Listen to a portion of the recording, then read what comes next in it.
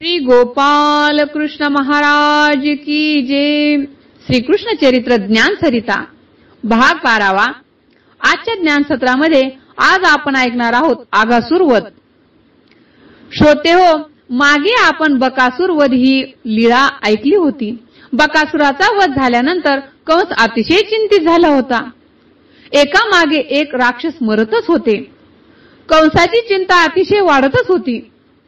पुढे त्याने त्याच्या सैन्यात असलेला एक आगासूर नावाचा बलाढ्य राक्षसाला गोकुळात पाठवले। तो दैत्यही अतिशय आवेशाने गोकुळात आला। श्रीकृष्ण भगवंत गोकुळात आपल्या बाल सवंगड्यासोबत विविध प्रकारच्या बाल क्रीडा आनंद घेत होते। ते पाहून तो आगासूर अतिशय खवळला। श्रीकृष्ण भगवंत इतके आनंदाने क्रीडा करत असल्याचे पाहून त्याला ते सहन झाले नाही। तो काय म्हणतो, या बालकाने माझ्या स्वामीची झोप उडवली आणि हे बालक एवढे आनंदी कसे काय, म्हणून त्याला अत्यंत राग आला आणि तो सगळ्या मुलांना ठार मारण्याच्या उद्देशाने समोरे आला। हा आगासूर इतका भयंकर होता की स्वर्ग लोकाचे रहिवासी देखील त्याचे भय धरीत होते। अर्थात स्वर्गाचे निवासी तर आपली आयुष्य मर्यादा वाढवण्यासाठी दररोज अमृत पित असतात, तरीही त्यांना या आगासुराचे भय वाटत असे। त्याचा अंत कधी होईल याची ते चिंता करत होते। अमर होण्यासाठी स्वर्गाचे निवासी अमृतपान करत होते, परंतु आगासुराच्या भयाने त्यांना आपल्या अमरत्वाबद्दल शंका वाटत असे। मात्र श्रीकृष्णाबरोबर क्रीडा करणाऱ्या बालकांना आसुराचे कोणत्याही प्रकारचे भय नसे। त्यांना कुठलीही भय अशी भीतीच नव्हती। ते भयापासून पूर्णतः स्वतः मुक्त होते। स्वतःला मृत्यूपासून वाचवण्याकरिता केलेली कोणतीही लौकिक योजना सदैव अनिश्चित असते, परंतु जर आपण श्रीकृष्ण भावनेत असून तर मात्र आपल्याला त्या भक्तीमुळे अमरत्वाची निश्चित खात्री आहे। हा आगासूर पुतनेचा आणि बकासुराचा धाकटा भाऊ होता। तो श्रीकृष्ण भगवंत आणि त्यांच्या बालमित्रांसमोर आला। त्याने विचार केला, श्रीकृष्णाने माझ्या भावाला आणि बहिणीला ठार मारले आहे। आता मी त्यांच्या मित्रासहित आणि गोवत्सासहित याला ठार करेल। जर या गोप बालकासहित श्रीकृष्णाला ठार मारून माझ्या भावा बहिणीचे तर्पण करील तर सगळे वृंदावनवासी आपोआप नष्ट होतील। त्याचबरोबर कंसाने त्याला या कार्यात नियुक्त केले, त्यामुळे तो निर्धाराने समोर आला। सामान्यपण सर्व मुले ही गृहस्थाकरिता जीव की प्राण असतात आणि त्यांचे आपल्या मुलावर अतिशय प्रेम असते, त्यामुळे त्यांच्या मृत्यूमुळे स्वाभाविकच ते देखील मृत्यूला प्राप्त होतील। ते देखील मृत्यू होतील असा विचार करून अखिल वृंदावनवासी जनांना ठार करण्याच्या उद्देशाने आगासुराने महिमा नामक योग सिद्धीचे स्वतःचा प्रचंड विस्तार केला आणि स्वतःचा प्रचंड विस्तार केल्यानंतर सामान्यतः आगासूर हे सर्व प्रकारच्या कुविद्या सिद्धी प्राप्त करण्यात मोठे निष्णात असतात। योग प्रक्रियेत महिमा सिद्धी प्राप्त केलेला मनुष्य आपल्या इच्छेनुसार स्वतःचा विस्तार करू शकतो। या आगासुराने स्वतःचा आकार 8 बैलापर्यंत विस्तृत केला आणि एका प्रचंड सापाच्या रूपात प्रगटला। असे आश्चर्यकारक रूप घेतल्यावर त्याने प्रचंड पर्वत गुहेसारखे आपले मुख उघडून ठेवले आणि श्रीकृष्णासहित सर्व बालगोपालांना एकदाच गिळून टाकायचे असे त्याने निश्चित केले। गिळंकृत करण्याच्या इच्छेने त्याच्या रस्त्यावर बसला। त्या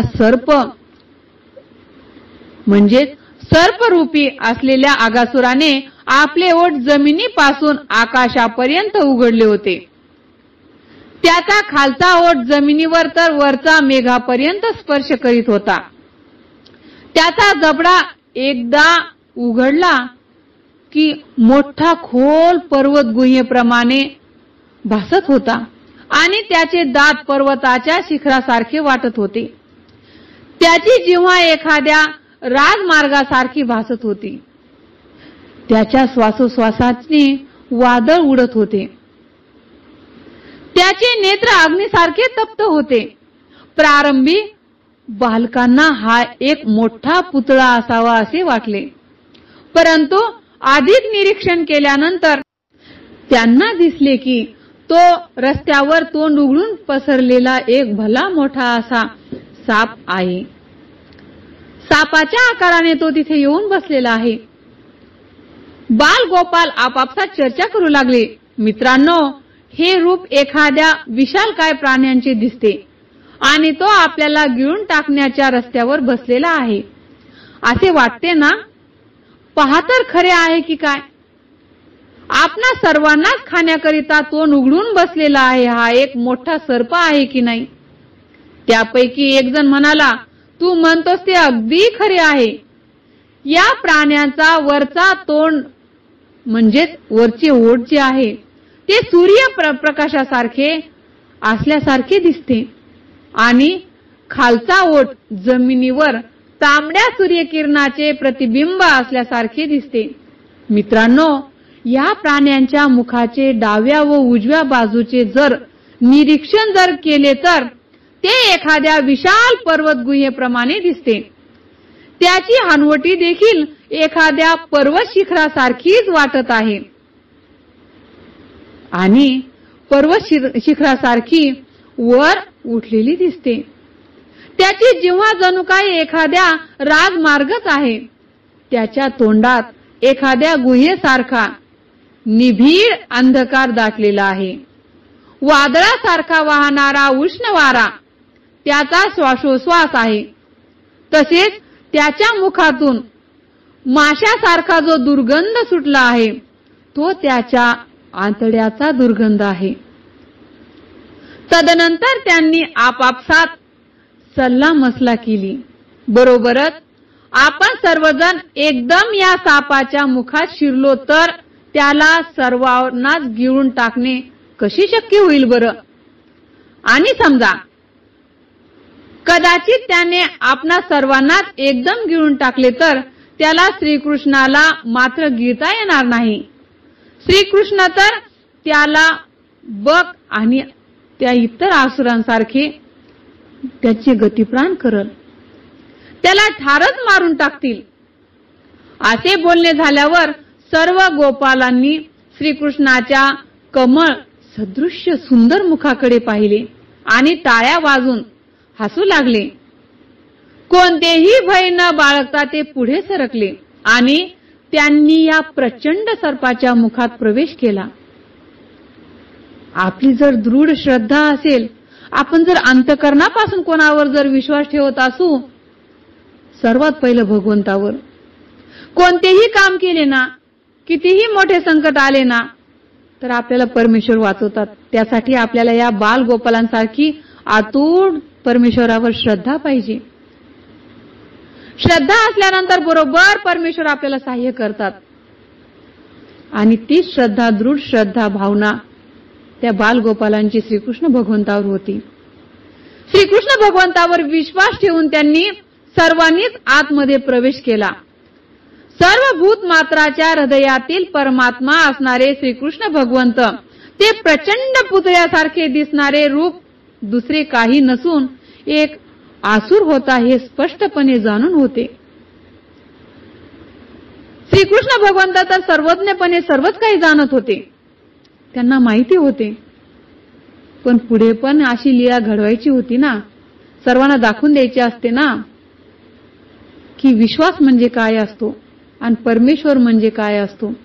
परमेश्वरावर अत्यंत अतोनात विश्वास कसा ठेवायचा असतो. तर बालगोपालांना मात्र या गोष्टीची जाणीव नव्हती आणि श्रीकृष्ण भगवंत आपल्या अंतरंग सुहृदांचा विनाश कसा टाळावा याची योजना करीत असतातच. त्या सर्व गोपालांनी आपल्या गोवत्सासहित त्या प्रचंड सापाच्या मुखामध्ये प्रवेश केला. परंतु श्रीकृष्ण मात्र बाहेरच उभे होते. ते आपल्या मुखात कधी प्रवेश करतात याची वाट पाहतो आगासूर विचार करू लागला. माझ्या बहिणीला आणि बंधूला ठार मारणाऱ्या या श्रीकृष्णाशिवाय सगळेच माझ्या मुखात प्रविष्ट झाले आहेत. श्रीकृष्ण खात्रीने सर्वांना अभय प्रदान करणारे आहेत, परंतु आपले मित्र पूर्वीच आपल्या हाताबाहेर गेले आहेत आणि ते त्या भयंकर असुराच्या उदरात पोहोचले आहेत. ते पाहून ते क्षणभर दुःखी झाले. बहिरंगा प्रकृती शक्ती कशी अद्भुत प्रकारे कृतिशील असते याचे त्यांना आश्चर्य वाटत होते. ते आता या असुराला ठार करून बालगोपालांना आणि वासरांना कसे वाचवावे याबद्दल विचार करू लागले. वस्तुतः तसा विचार करणे हा श्रीकृष्णाचा विषय नव्हताच, तथापि ते विचार करू लागले आणि असा विचार करता करता मुखात प्रवेश केला. त्या सर्पाच्या मुखामध्ये प्रवेश केल्यानंतर आणि तेव्हा घडणाऱ्या घटनेची मोज पाहण्याकरिता आलेला आणि मेघाआड दडून बसलेला स्वर्गीय देवतांनी अतिशय भयभीत होऊन अरे रे, हे काय झाले असे म्हणत हाहाकार केला. त्यावेळी रक्त मांस खाणाऱ्या चटावलेले आगासुराचे मित्र आणि कंसाचे अनुचर श्रीकृष्ण देखील आगासुराच्या मुखात प्रविष्ट झाल्यामुळे त्यांना ते पाहून आनंद व्यक्त करू लागले. तो असुर जेव्हा श्रीकृष्णांना आणि त्यांच्या सोबत त्यांना दाताखाली चिरडून नष्ट करण्याच्या बेतात होता, तेव्हा श्रीकृष्णांनी देवतांमध्ये हाहाकार उडाल्याने ऐकले आणि त्या आगासुराच्या घशात गेल्याबरोबर त्यांनी आपला विस्तार करण्यास सुरुवात केली. जरी तो आगासूर विशाल काय होता तरी त्यामुळे त्याचा घसा बंद होत गेला आणि तो गुदमरू लागला.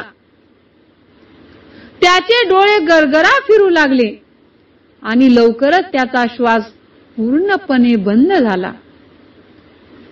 त्याच्या प्राणवायूला बाहेर जाण्यास जागा सापडेना. तेव्हा तो त्यांच्या मस्तकावरील ब्रह्मरंध्र फोडून बाहेर निघून गेला आणि तो आसुर गतप्राण झाला.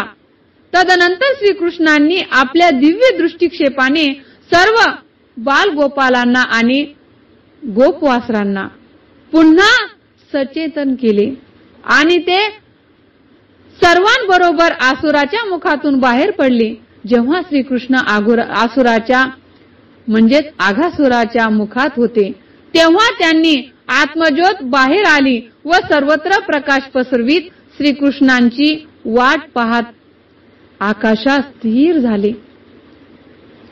भगवान श्रीकृष्ण गोपाल महाराज गोपालांबरोबर आणि वासरांसमवेत जेव्हा आसुराच्या मुखातून बाहेर आले तेव्हा ती दीप्तिमान आत्मज्योत सर्व देवी देवतांसोबतच त्यांच्या शरीरात प्रविष्ट झाली.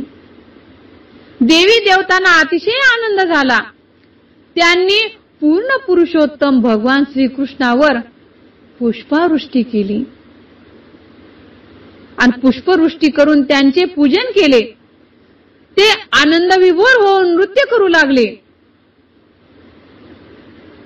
सर्वांगांनी प्रार्थना गायल्या. ढोल नगारे वाजू लागले. सर्वीकडे आनंदी आनंद. ब्राह्मणांनी वैदिक मंत्राचे उच्चारण केले आणि भगवत वृंद त्यांनी भगवत वृंदामधून जय जय ध्वनी गर्जला. उच्च लोकांपर्यंत उमटलेला तो मंगल ध्वनी ऐकल्याबरोबर देवता ब्रह्मा विष्णू महादेव ताबडतोब काय घडले ते पाहण्याकरिता खाली आले. आसुर ठार झाला असल्याचे त्यांनी पाहिले आणि भगवंतांच्या अशा अद्भुत आणि यशस्वी लीलाचे अवलोकन करून ते आश्चर्यचकित झाले. त्या असुराचे आवाढव्य मुख अनेक दिव्य आणि दिवसपर्यंत तशा घडलेल्या स्थितीतच राहिले आणि कालांतराने सुकून गेले. सर्व बालगोपालांनी ते आनंदमय लीलेचे स्थान बघितले आणि ते स्थान असे बनले की ते आजपर्यंत चालतच आलेले आहे. आगासूर मर्दन झाले तेव्हा श्रीकृष्ण आणि त्यांचे बालसवंगडी असे सर्व 5 वर्ष वयाखालील असतीलच. ते 5 वर्षाखालीलच होते. 5 वर्षाखालील वयोगटातील मुलांना कुमार 5 वर्षापासून तर ते 10 वर्षापर्यंत वयोगटातील मुलांना प्रौगंड आणि 10 वर्षापासून 15 वर्ष वयोगटातील मुलांना किशोर संबोधण्यात येते. 15 वर्षाच्या पुढे मुलांना तरुण म्हटले जाते. आगासुराचा वध झाल्यानंतर 1 वर्षापर्यंत या घटनेची वृंदावनाच्या खेड्यात कोणत्याही चर्चा झाल्या नाही. अशा प्रकारे श्रीकृष्ण भगवंतांनी त्या बाललीलेला म्हणजे आगासुराच्या वधाला असा आगासुराचा जो विपरीत बुद्धीने म्हणजे दृष्ट बुद्धीने आलेला आगासुर होता तर त्याचा नाश केला. नाश केला म्हणजे त्याला या योनीतून काढून परमेश्वराने त्याला सद्गतीच दिली. अशा प्रकारे आपण देवाला म्हणायला पाहिजे, हे देवा महाराजा, जसे आपण राक्षसांचे मर्दन केले तशी माझी दृष्ट बुद्धीची पण आपण मर्दन करून मला सुबुद्धी द्या, माझी कुबुद्धी हरून टाका. हे देवा महाराजा, अनेकांना आपण वर दिले, अनेकांच्या आपण दृष्टबुद्धी दूर केल्या, अनेक दृष्टबुद्धीने आपल्यापर्यंत आले, तशी माझी पण दृष्टबुद्धीची हरण करून मला परमेश्वर घडला पाहिजे, देवधर्म घडला पाहिजे, साधू संतांची सेवा घडली पाहिजे, चतुर्वेद साधनाची सेवा घडली पाहिजे, असं म्हणून आपण परमेश्वराला प्रार्थना करावी लागते. रोज सकाळी सकाळी प्रार्थना करायची असते, देवाचे नामस्मरण करायचे असते, परमेश्वराच्या लीला आठवायच्या असतात. सांगण्याचा हाच हेतू होता. तुम्हाला तर समजलेच असेल. सर्वांना दंडवत प्रणाम. अशाच नवनवीन लीला ऐकण्यासाठी मानवा संत विचारधारा या YouTube चॅनलला जरूर भेट द्या. जय श्री चक्रधर, जय श्री कृष्ण, दंडवत प्रणाम.